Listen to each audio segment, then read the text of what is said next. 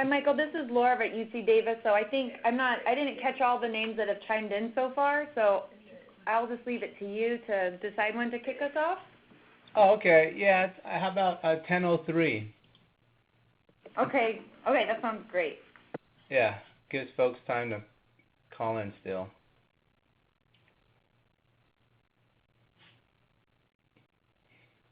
For those who are waiting for the meeting to start, can you access the Ready Talk conferencing site okay?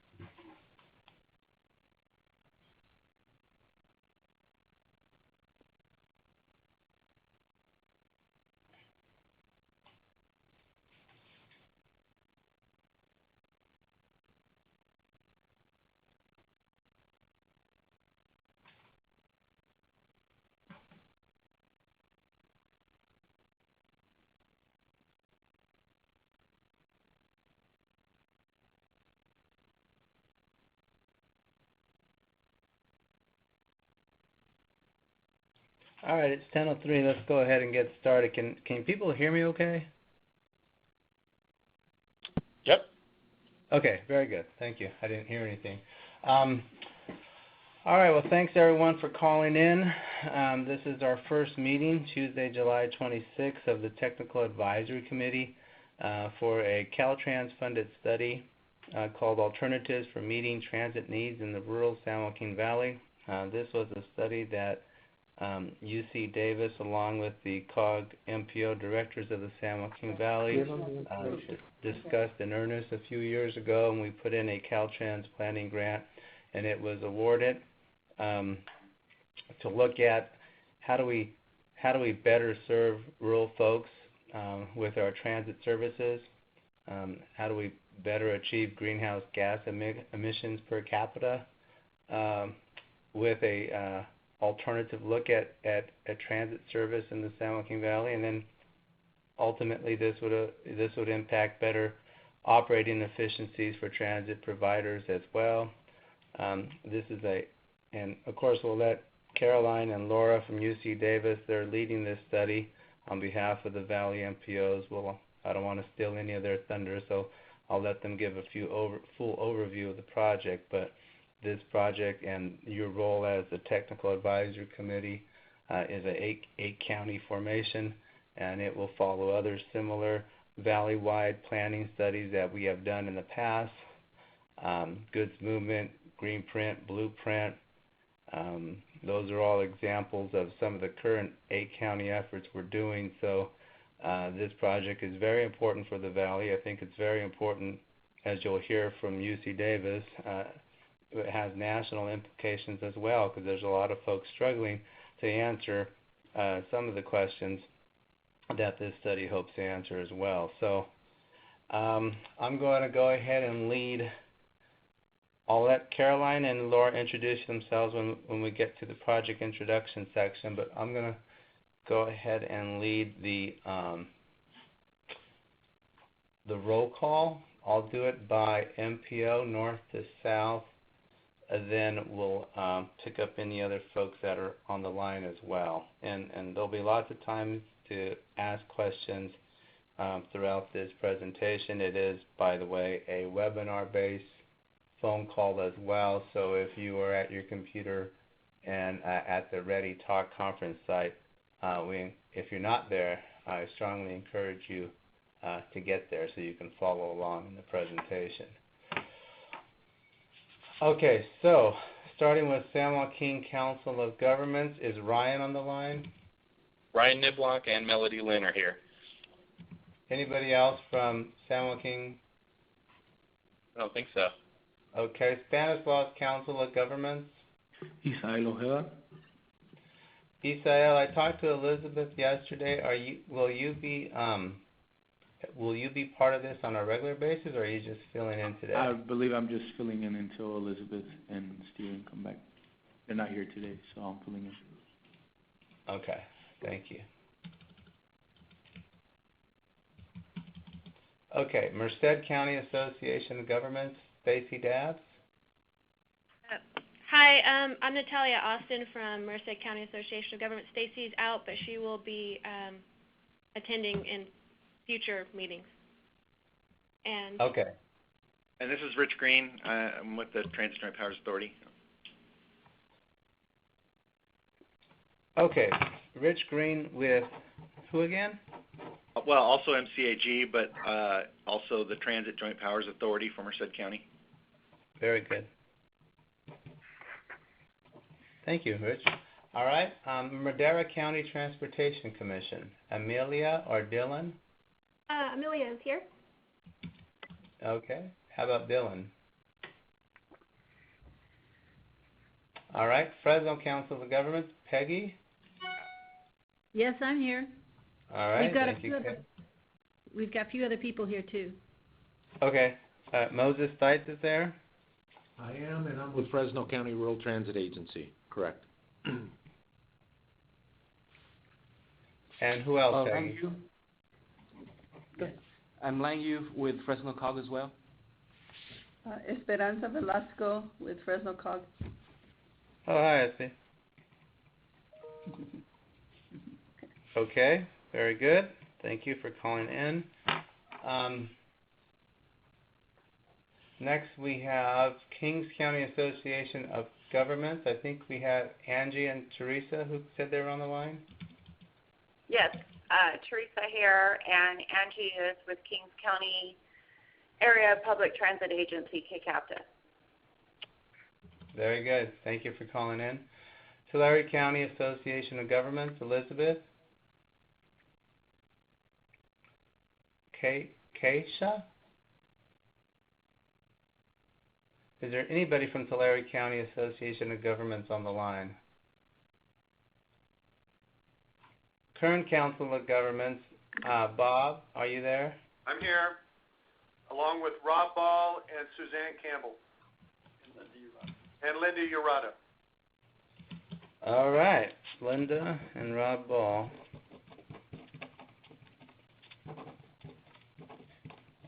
Very good, thank you. And let's see. Caltrans, I heard some folks from District 10 on the line. Is that correct? Yeah. Nicholas Fung and Tom Dumas from Caltrans District 10. Okay. Anybody from Caltrans District 6? Anybody from Caltrans headquarters? Okay, and from UC Davis we have Laura Podolski and Caroline Roder. Is there anybody else from UC Davis on the line? Yes, we also have Savannah Downey.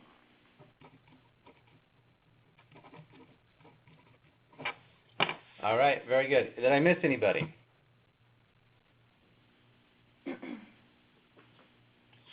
Okay, well, we have a full house, so thank you once again for calling in on behalf of the Valley MPOs, and I will turn it over to Caroline at this time.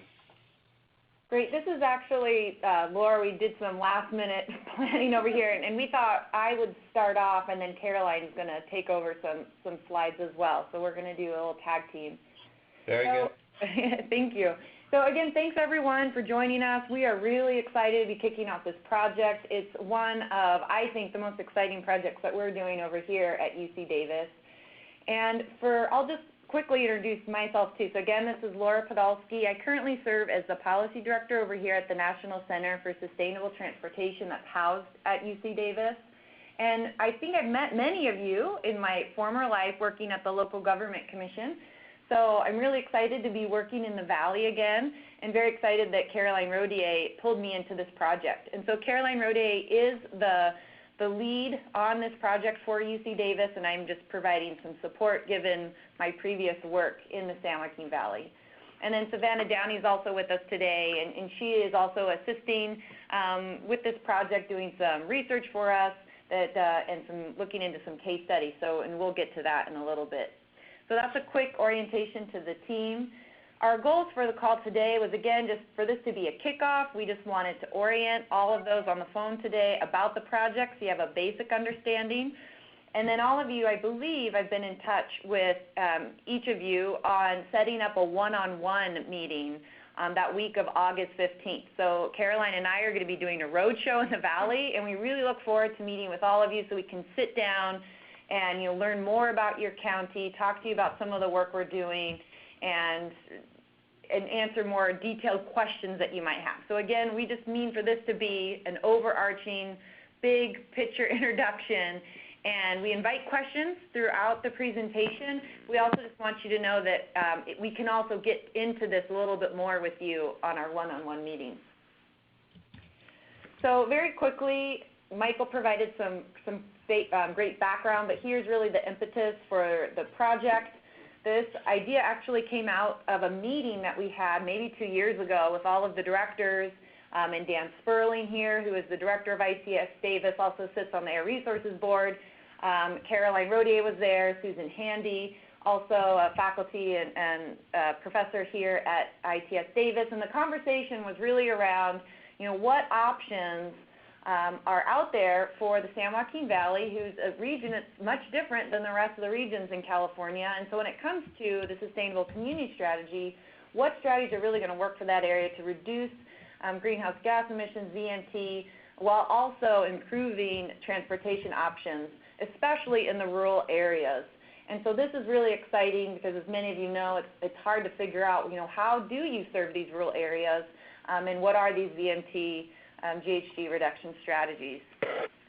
So, and from that conversation, we got a really lively discussion around all these really interesting new mobility services that were coming out, like Uber and Lyft, and how the smartphone has really enabled a lot of different ideas and approaches to how we get around.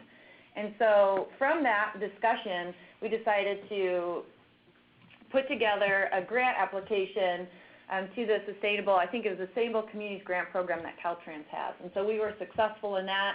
UC Davis worked on that with all of you, mostly in leadership with MCAG. They did submit the grant on behalf of all the 8 MPOs. And then Michael also played a huge role in that too. And he is also a part of the team that's really going to help be our interface between this project and all of you and the directors in the Regional Policy Council. So really excited to have him on board too. So some quick statistics. This is a $500,000 grant. There is a $100 in-kind local match, which we'll talk about a little bit at the end, because that's where all of you come in as well. And so we finally got contracts in place. So we kicked it off earlier this year in April, and there's a 2-year timeline. A little bit over, but we're just saying 2 years, but we do have a little bit more than that. Okay, let me move to the next slide. So what is the goal of this project? So Michael did provide a great introduction. The end product is going to be developing a pilot program for a new technology-driven mobility service, and that meets these 4 objectives. We want it to meet the needs of rural and disadvantaged residents. We want it to be cost-effective for the agencies and financially sustainable. It will also want to help achieve VMT and GHG targets. And we're really looking at these, again, new mobility services like Lyft, but also car sharing and even bike sharing. So we're not stuck to one specific type of new mobility service or program, but we really want to look at the whole gamut and see what might fit the Valley and its needs best. So that is our goal. So the end goal, again, I just want to emphasize, it's a pilot program that we want to set up to receive funding. So there's new funding available at the state level through the cap and trade funding. And so we're already starting, that's our goal, is to set something up so that we can then go to the state to hopefully propose this as a pilot. But we're also just really excited to see what's happening at the federal level. Caroline and I were just at a conference last week where they had the Federal Transportation Agency there, or Transit Agency, excuse me, and they have a new program as a part of the FAST Act, which is called their Mobility on Demand Sandbox. And so they have set $8 million aside specifically for transit agencies who want to try new things, specifically what we're talking about today. They want to try out new relationships with what they're calling transportation network companies. You've probably heard TNC, so that's like your Uber and Lyft. And so this money is specifically to support exactly what we're doing in the Valley. So we feel that that's a breadcrumb to tell us that we're on the right path. So we're really excited about that. And the FTA director did say, or he wasn't the director, he was the one in charge of the program, that they just closed up the application process in July 5th, and they received over 80 applicants. And so you can tell that there's a lot of interest in this. And so what we feel is really exciting is that the San Joaquin Valley is a part of this very small contingent that is breaking ground in this new area. And so, you know, we're really excited about this project. It will be a national example, as Michael alluded to. So that is the end product. So how are we going to get there? So there's 3 phases of work. This is in an upside-down triangle because we're going from very broad to, you know, narrowing it down and becoming more specific. So this first phase is what we really think of as figuring out what we know and learning from others. So we want to identify potential locations for this pilot because, again, the pilot program that we're going to be drafting, it's going to be a very detailed plan for you know, whatever program we're going to be pursuing for a specific location. So we need to find, you know, what location would work. And so that's where we're doing an existing conditions report. We're trying to learn as much as we can about the region and really relying on all of you as well. And we'll dig into that in a much more detailed way in our one-on-one meetings. And as part of this phase 1-2, we're looking at alternatives and case studies. There's already projects on the ground that we can learn a lot from, especially how are they funding it? That's the big question, right, on everyone's mind. How are you funding it? So once we are very broad, trying to collect as much information as we can, we're going to go to phase 2. And that's where we're going to narrow down and look at specific areas, you know, in communities. So we're thinking it'll probably be around 2 or 3 areas that we zoom in on, and we're going to collect even more information on those areas. And we'll use that to then take us to phase 3 in selecting one community region, and I'm saying region 2 because we don't know if it's going to be a specific community or maybe it will be a cluster of communities that are all, you know, grouped together. And then at that phase 3, we'll pick the area we're going to focus in, and then that's where we'll develop the very detailed pilot program. So now I'm going to walk through a little bit, that's the overview of the main phases of work, but we want to dig in a little bit more to some specific tasks in there. So with this phase 1, that's where we're at right now. And again, it's identifying these potential locations. It's doing some case study research. So we want to go and learn from others. What are they doing? And then it's also stakeholder meetings and interviews. So we want to host some focus groups with stakeholders in the Valley. So we're thinking your rural transit agencies, community groups, social service providers. So we can get a sense of the agencies that will be involved in deploying this program, but as well as the users. We want to understand who these users are, where are they trying to where are they trying to go, what are some of those barriers. So we have, again, initial understanding going into this, what we're facing. But we're also going to be reaching out to external experts through interviews. So again, you know, we have connections and we're in discussion with Uber and Lyft and with the Federal Transportation. I think it's agency. I don't think it's authority. Maybe that's a typo. And others. And so again, we want to cast a big net and try to get as much information to help us think about what would work in the San Joaquin Valley. So again, we're right in the middle of this right now. A key deliverable from this effort will be a synthesis report. So in that report, it will include an existing conditions report about the Valley, and Caroline's going to talk a little bit more about that.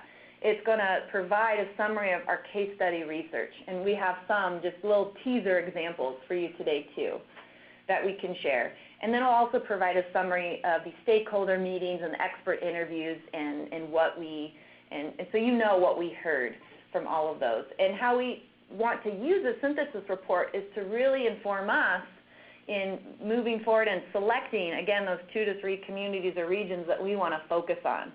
And again, that's going to be a big decision that this committee is going to make, and we're really going to rely on all of you to make that decision. And then the timing of this, again, we started in April 2016, and so we expect around November that we'll have that, at least the draft for discussion with you all for that synthesis report.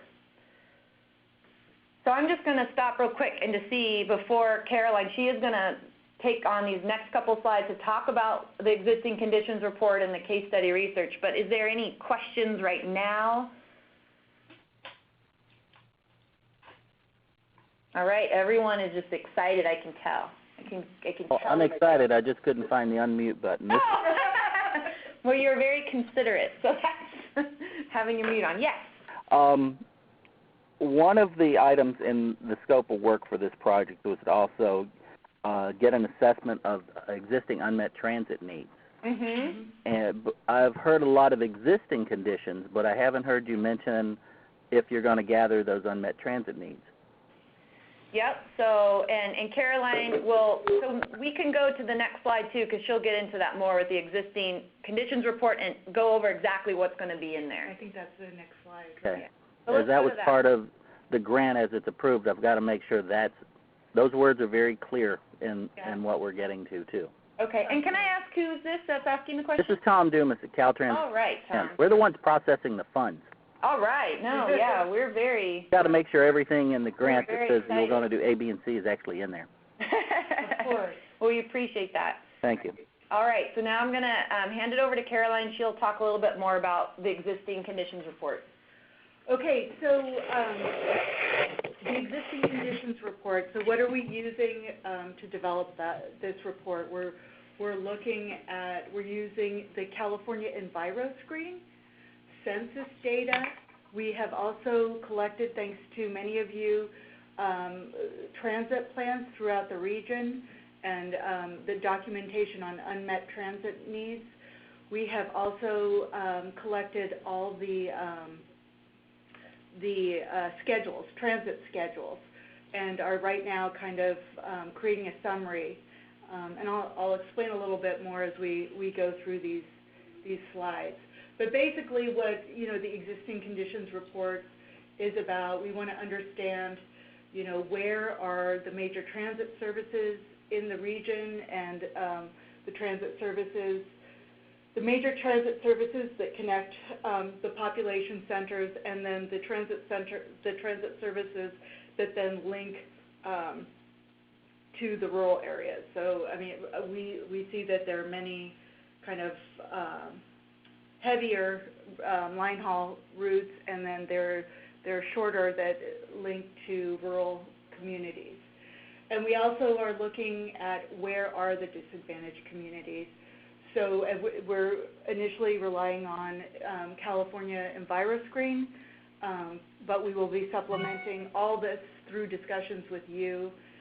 We are also looking at census data, looking at the demographic and travel characteristics of these areas, and basically finding out what transit service is currently available to these areas. And then we're reviewing the documents to identify where all of the MPOs have identified areas where they want, if there was funding available, they felt like they would want to expand transit service. Does that make sense, Tom?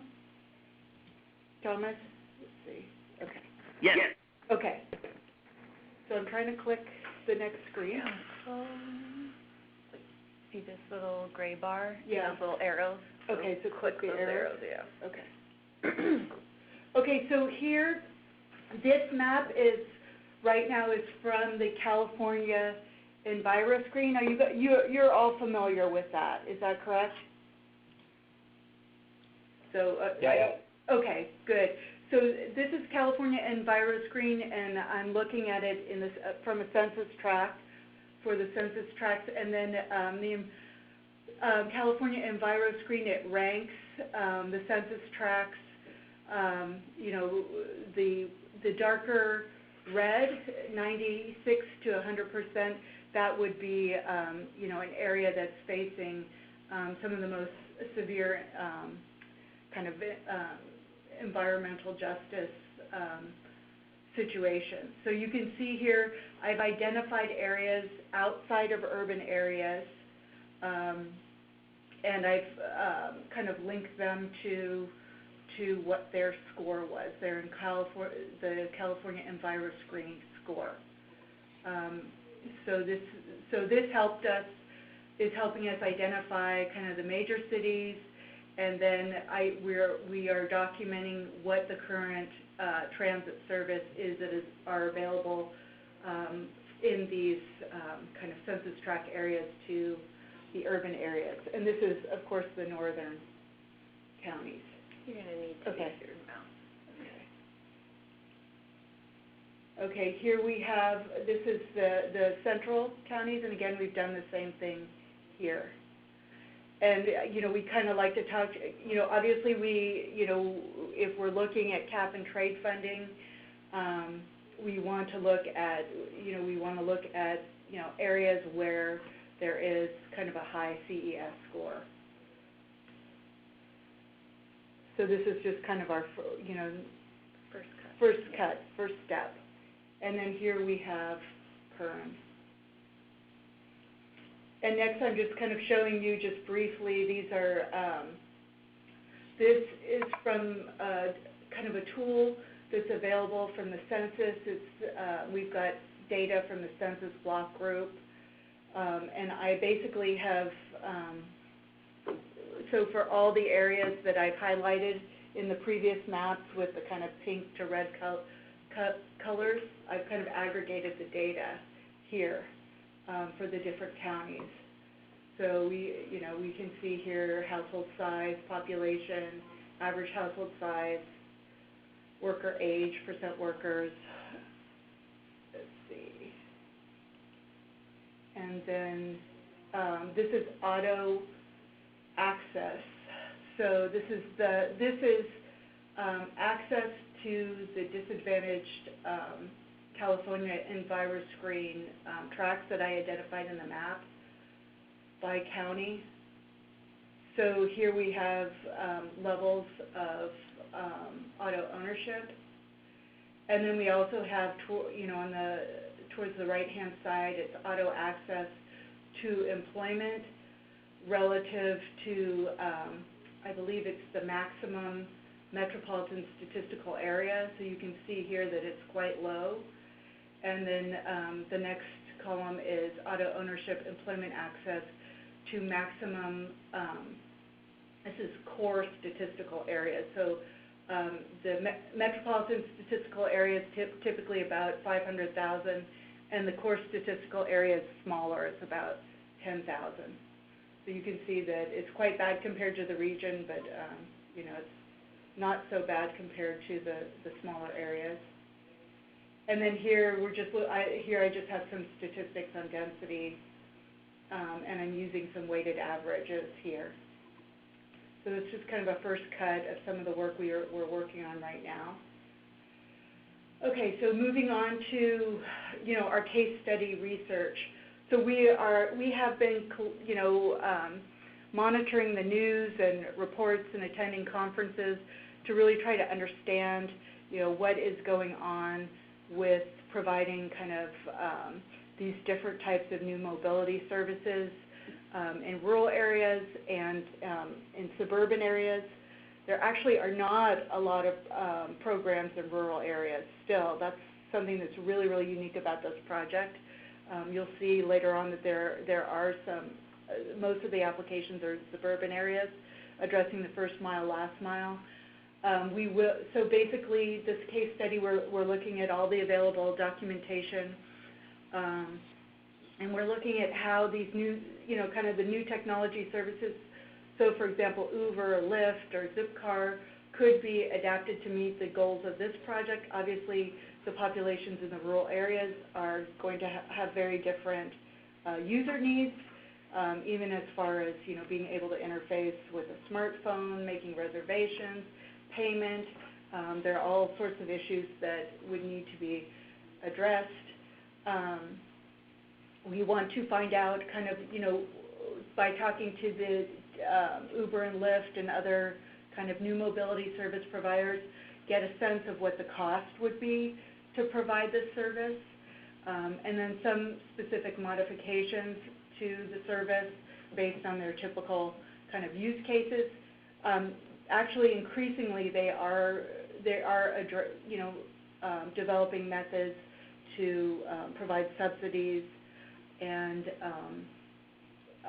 different payment methods, and some different alternatives to using cell phones. And we're going to look into, how this has been done in the past and evaluate whether that would be appropriate in this region. So where have similar services been deployed? So, we're going to look at those. How successful are they? I believe some are actually being implemented now. Some are in the planning stages. They're going to be, some of them, we know some in the peninsula have not been so successful. We want to understand why and, how we could, what could be done to improve them for our case. What are the barriers? How are they dealing with funding issues, other kind of red tape issues, and, of course, lessons learned.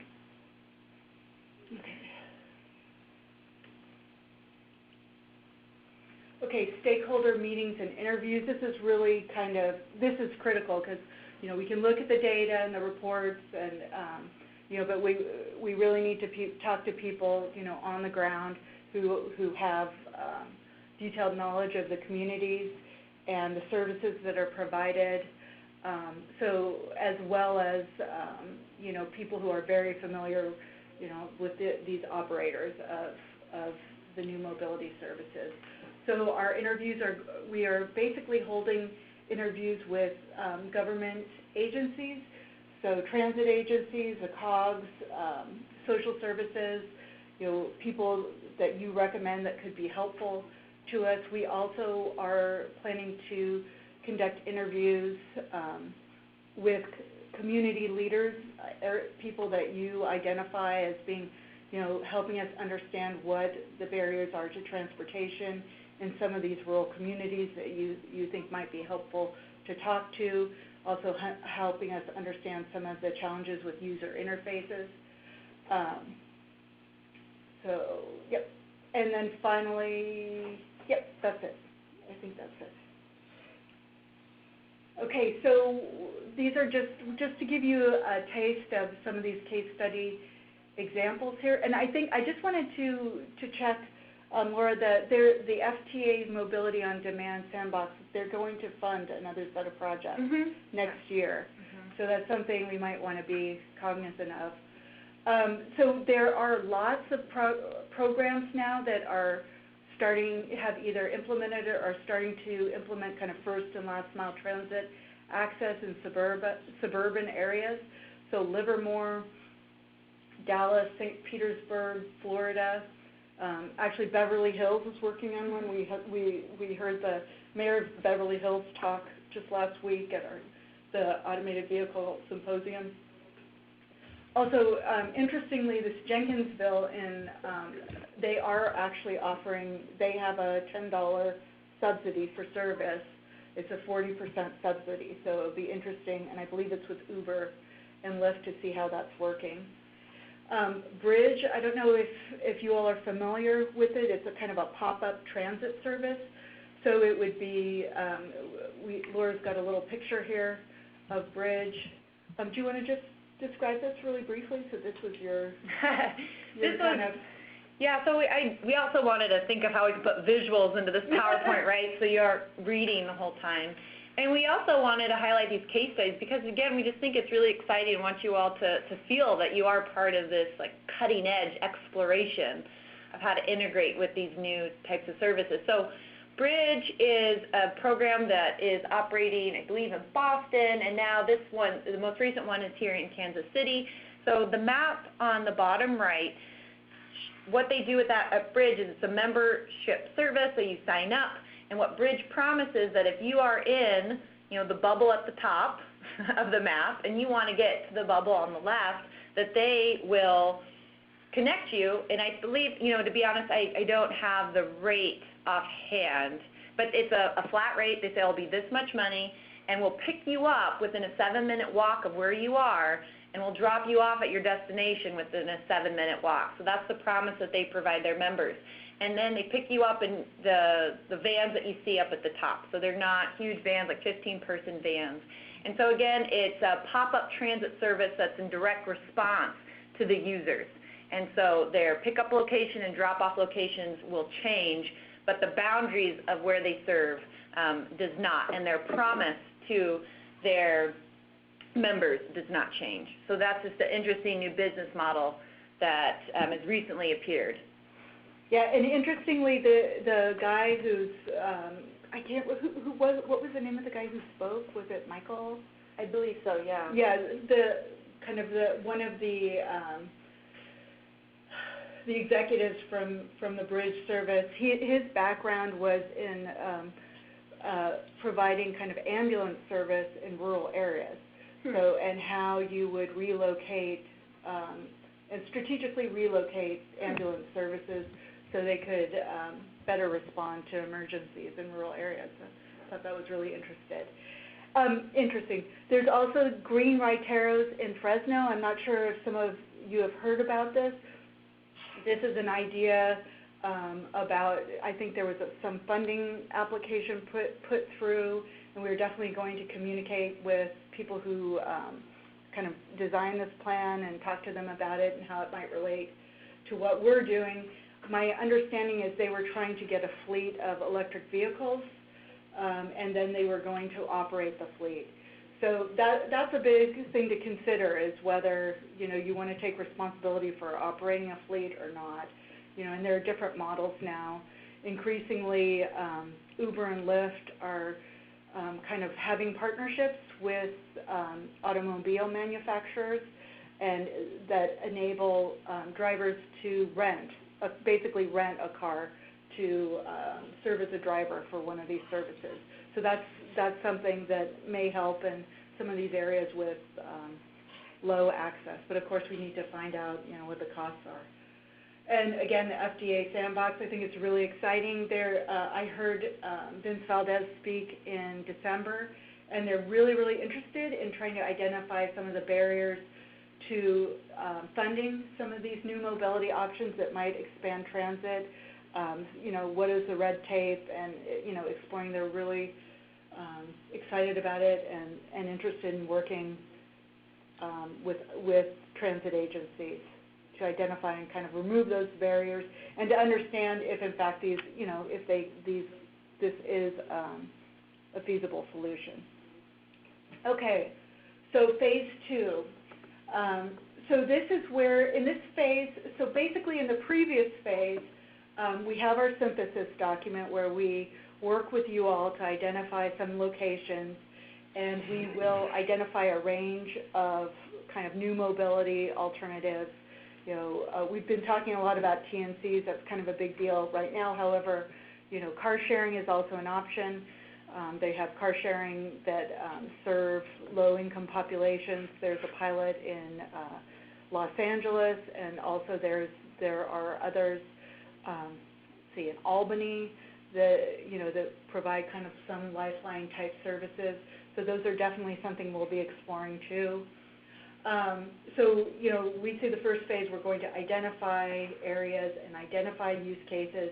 We want to get everybody's feedback, and then we're hoping we can kind of narrow down some of the locations and based on the evidence that we have and understanding, and the kind of alternatives that might be implemented in those communities.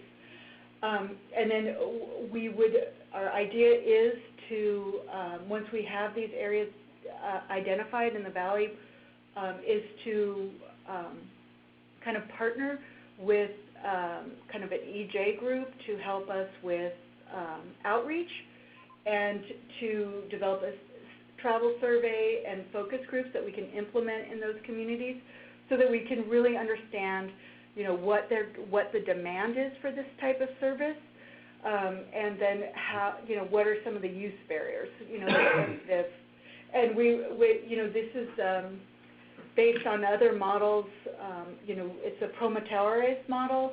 So, by identifying leaders in the communities, gain more trust so that we're really able to, survey the people who would be most affected by this pilot. So we designed something that's really going to be useful to them. We see this as a really critical part of the study. So, we want to, part of understanding the demand and the populations that we would be serving will help us get some sense of, the density, the spatial and temporal density of use, which would affect, as you all know, the cost of providing the service.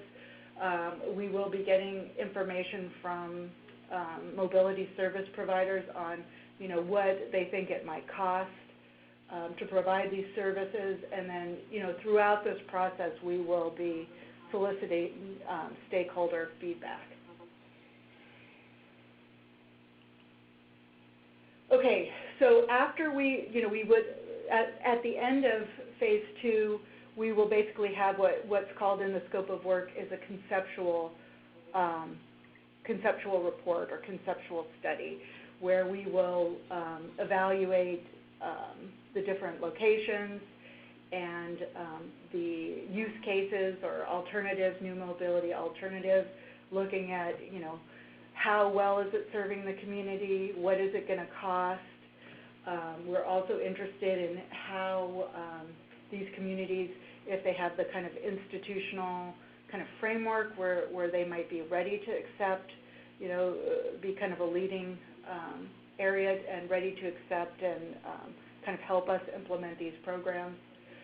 And then, the idea is that we would get stakeholder, input from all the MPOs, as well as input from, the stakeholder groups, local community members.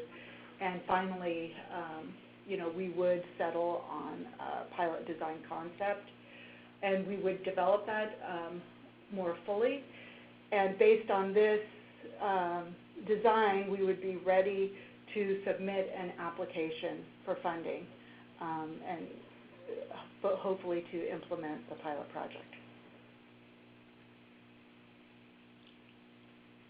Okay, do you want All right, yeah, so I know we're taking you all through a lot of information, and just to let everyone know, we are recording this, and we can send that link out to Michael, and he can share that. So if you did have colleagues that you were absent and wanted to hear the presentation, you can do that. So this is where we want to discuss the TAC roles, responsibilities. First and foremost, it's to provide guidance and direction throughout the project. You all have the local knowledge, you have the local contacts and relationships, and we really hope to rely on all of you to help us in making sure that we have the right information and connections to really make this a valuable project for the Valley, and then obviously with the final product of the pilot program.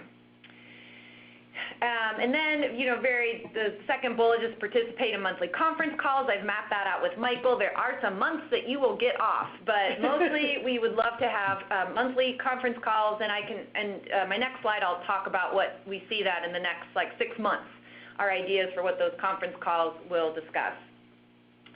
We are going to be setting up focus group meetings, and so that's, again, when appropriate, we'd love to turn to one of you if we're going to be holding it in Tulare or Stanislaus. Again, you know your community and the venues much better than we do, so we'd love to lean on you a little bit to help with just even identifying where we might hold these focus groups. And then reviewing and commenting on draft deliverables. So whenever we have one of our big deliverables, obviously we'll send that out to the group. Again, invite and welcome your comments. Serve as project ambassadors in your community, reporting to your other colleagues at your MPO and your director as needed. And then Michael, we do have this document time for in-kind match. It sounds like you all do that a lot for similar valley-wide projects. So I don't know, do you want to talk about this right now, Michael, or at the end? At the end. Okay, so we'll put a pin on that.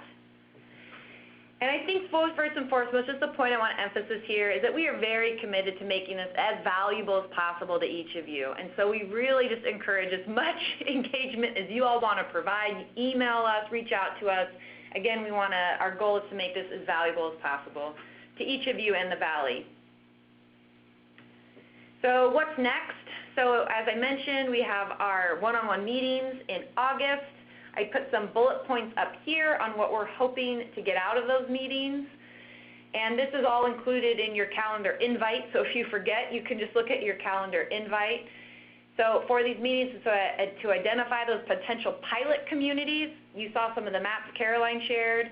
So that's our first cut at trying to understand, where we might locate a pilot community, but it's to get that on-the-ground knowledge from all of you. And we also want to know what NGOs are working in these communities. Because as Caroline alluded to, in the Phase 2 work, when we're going to be doing the outreach to the communities and travel survey, we have set funding aside to bring on an NGO that can help us reach those members and also provide translation services, et cetera. And so we want to start mapping out and understanding what NGOs that you all work with that have these connections. And so that way we're a little ahead of the game when we come to Phase 2 and actually select the community. We'll already have that running list. So that's really important. Just wanted to emphasize that. We will be doing the stakeholder meetings. We hope to do those in October. So at our one-on-one meetings, we would love to learn about who in your county we should be connecting with, either through a stakeholder meeting or one-on-one interview. We want to know about any other related initiatives, information, anecdotes, anything that you want to share that you think would be relevant to this project. So again, those one-on-one meetings will be really great for us to learn specifics about your county. And then we'll have some initial findings from the existing conditions report. Caroline breezed through those a little bit in the beginning, but we'll have more detailed information that we can go over specifically on your county. And then this is also an opportunity just to have any questions, comments, discussion, and so we're really looking forward to that. And then here's a snapshot of what we see is coming up. Oh, I have August repeated, so that's great. So I guess I didn't need the 2 slides. So in September, we're going to be scheduling another TAC meeting, so look out for a doodle poll that will probably be coming from Jennifer out of Michael's office. And that's where we'll have more information on the case studies. And so we'll spend all of our time walking through some of those so all of you can become more familiar with the components of those programs, and you'll be able to better evaluate which ones you think will be the strongest examples that we might think about and apply in the Valley. October, as I mentioned, we'll be having our stakeholder meetings. We hope to have, we haven't really put a cap on it, but we were thinking, we want them to be across the Valley, so we're making sure that we're engaging folks from the South, Middle, and South Central and North. And then our October TAC meeting, that's where we'll have the existing conditions report complete so we can present that, go through that, have a discussion, get input, and make any revisions as necessary. And then in November, that's when we expect to have the draft synthesis report. And so that's something we'd like to talk with all of you about at our TAC meeting in November. And then we want to discuss with you all on this selection criteria for the community. We want to be very transparent and be able to explain to the community, to the MPO directors, why are we choosing the community that we are. And so that's something we expect to co-develop with all of you. And then in December, based on the feedback you provided us on the census report, we'll finalize that. And then we would like to select that community for the Phase 2 work and the NGO partner that we will be bringing into this project. So that will be some key decisions that will be made in December that we're hoping. So that is a snapshot of what's coming, and I believe that is our last slide. And we put our information up there. I do not have Savannah's email, but we can share that as well. So with that, we can, Michael, if you want to talk about the in-kind, or if folks have questions, we have about 10 more minutes, and we're excited to see if, what questions there are, and et cetera. So with that, maybe we can see first, I kind of left it open there as 2 options. So let's see, are there any questions on any of that? Or does everyone feel pretty good about the basic understanding of the project?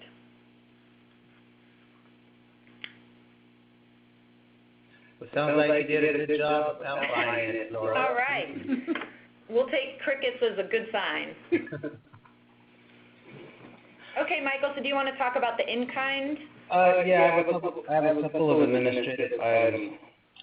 I guess since we're not having a TAC meeting in August, we will have a TAC meeting in September. So Jennifer from my office will send a doodle out, but I guess at that meeting, I'm going to wait. I was going to see if query people on a regular meeting time, but I think we'll wait for the September meeting to do that. So we'll try to doodle, and we'll try to set up a meeting that works for folks on a certain day, a certain week, and see if we can reach consensus at the September meeting for a regular meeting date. For example, Goods Movement meetings, we always meet the last fourth Thursday of the month, and so maybe, third Tuesday or something might work. I need to add Tom Dumas, who is your cohort in District 6 that I could reach out to get them engaged in this TAC? It's a good question. I'll have to track it down and let you know. Okay, if you can give me the email, that'd be great too. No problem. And then anybody from headquarters should be involved in these calls. Thomas, I received an email from Priscilla Martinez Vela. She said perhaps Angela Shepard would be a good person to add to this. Is that someone you know? Yeah, we've been having a few conversations with her lately over OWP, so she probably is the appropriate person. Okay. But so honestly, they change around in headquarters so much, it's hard for me to tell who's on first. Exactly. I'll have to double check. We'll try to add a headquarters person and a District 6 person, and I think we'll have a pretty good group at that point. It's already a great group, but I think we're just missing D6. And then,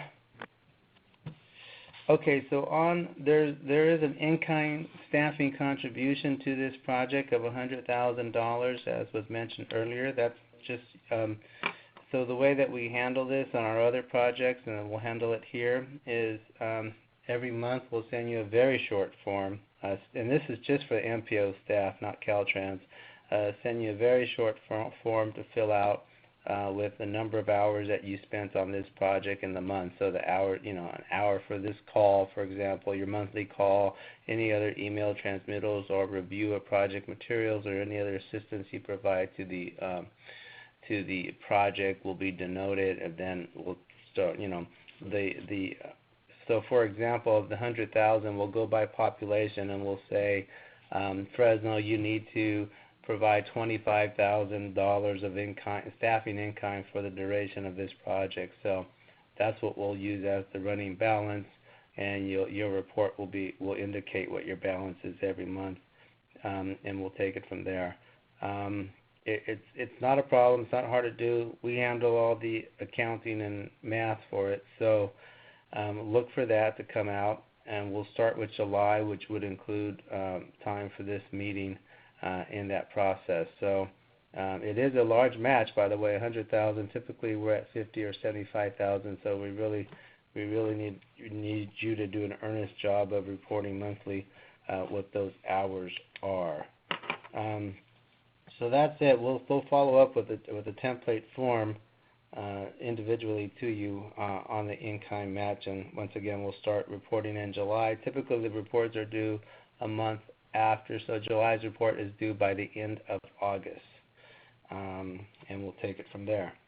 And that's all I have on the administrative items, Laura and Caroline.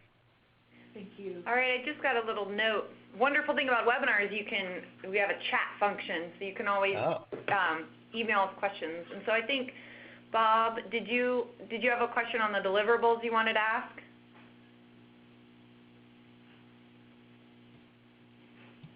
Is he muted? Or Bob, are you muted? Because we cannot hear you, so just thought I would check.